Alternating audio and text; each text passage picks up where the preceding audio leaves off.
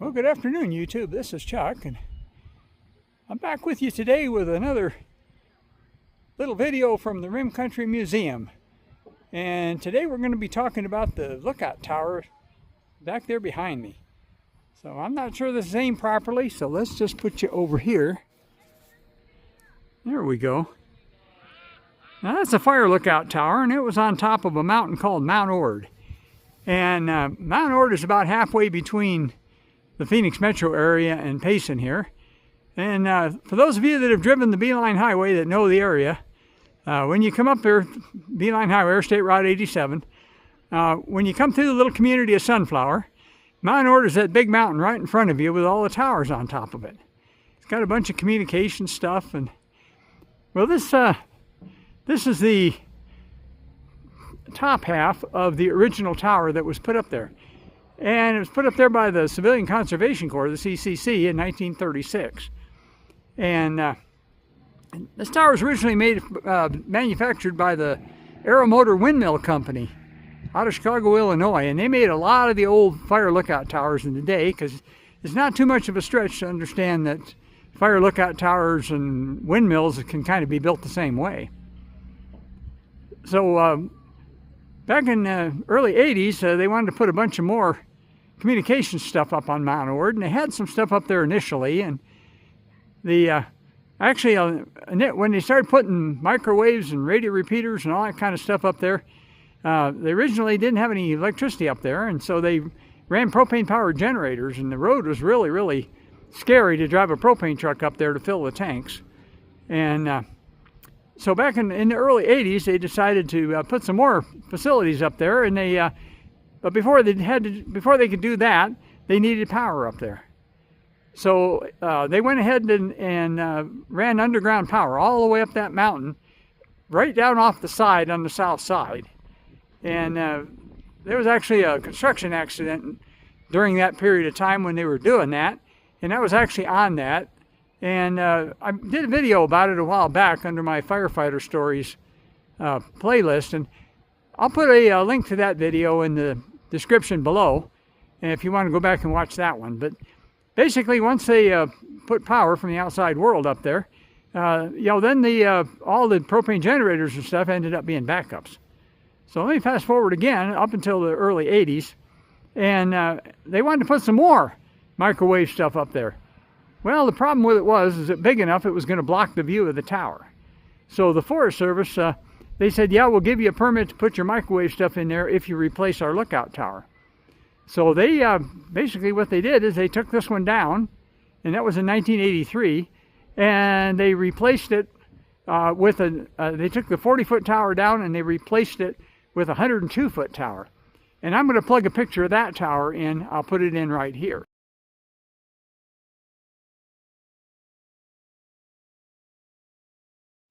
Well, as a part of that as well, they realigned the road and they put a better road up there, so it's not near so spooky as the old road was. But that 102-foot tower still sits on top of Mount Ord.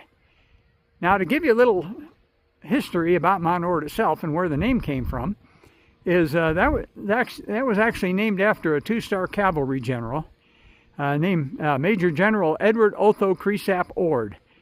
And he apparently liked to have things named after him, and because there's another Mount Ord in eastern Arizona named after him. And for those of you that might remember, over on the California coast, there used to be an army base called Fort Ord over near Monterey, and that was named after him as well, but that's been closed down for quite a number of years now. Well, this section of this lookout tower, after it got taken down off the mountain, it sat in the Forest Service storage yard for quite a number of years, and then they finally went ahead and donated it to us, and we took the top two sections, so of course it would line up with the second floor balcony up there. And so it's been here ever since. So I'm going to take you up there and give you a little closer view from the other side, and you can tell you a little bit more about lookout towers. As my parents worked a lookout tower when I was a kid for 2 summers, and we lived in a different tower. We lived in it, and I really enjoyed that. And I've got a couple of videos that I did a while back called Tales from the Tower, and that tell a little bit about those summers that I spent up there, and you can go look for those if you want. But let me go up there and on the balcony and talk a little bit more about it from up there. And here we are looking at the top of the tower, and it measures about 7 feet by 7 feet, so it's not a whole lot of room up there. And that's old Slim. He's the best volunteer we got. He shows up and works every day and never complains. And the round item there that he's got his hand on is called the Osborne Firefinder. And when a lookout sees the smoke, they'll take a compass bearing through the sight on that firefinder, and they'll radio that information to the dispatcher.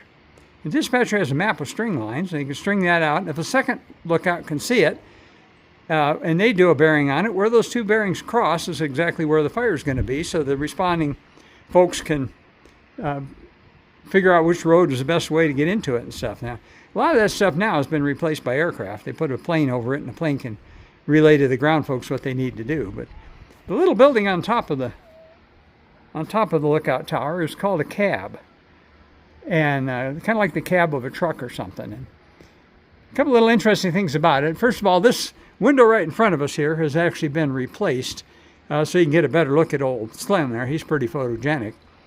But these windows with all the separate panes in them, they actually pivot in the middle, so you can pivot them out flat. And the reason for that is so they can be washed on both the inside and outside, or they can be adjusted for ventilation.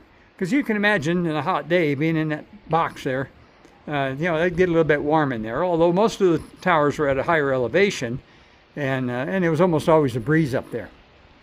This little thing right there was mounted a rain gauge, so they could tell when they got rain, they could tell how much rain they were getting. But just a little information up close, and let me give you a wrap on it from down below. Well, that's just a little info and story about the Lookout Tower exhibit we have here at the Rim Country Museum. And so if you ever get up to Payson, stop by and give us a visit. Now, at the present time, the museum is open from 1 p.m. to 4 p.m. on Thursdays, and 10 a.m. to 4 p.m. on Fridays and Saturdays. And we're staffed entirely by volunteers, and so we don't get any government money, but we do a pretty good job, I think, of trying to keep the local history alive and to educate people on what's going on. And this little exhibit here is just part of that. So as I always tell you, take care of each other and love each other, and show gratitude for what you got. It's a beautiful day here in Rim Country, and figured I'd just give you a little visit to one of the exhibits at the museum. So until I talk to you again, let me just tell you, peace out.